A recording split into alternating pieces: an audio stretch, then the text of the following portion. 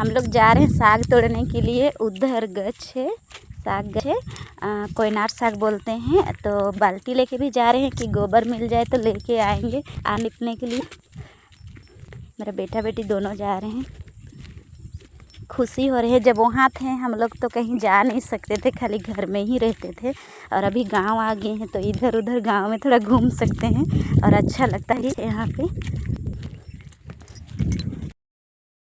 साग का गछ तो आए यही है साग का गछ, लेकिन देखिए इतना लंबा है, ऊपर ऊपर है। अच्छा छोटा छोटा है, लेकिन वहाँ चढ़ने ही नहीं सकेंगे हम लोग जो कि तोड़ेंगे इतना ऊपर। हम सोचे थे कि छोटा गछ होगा, ये बहुत बड़ा हो गया है।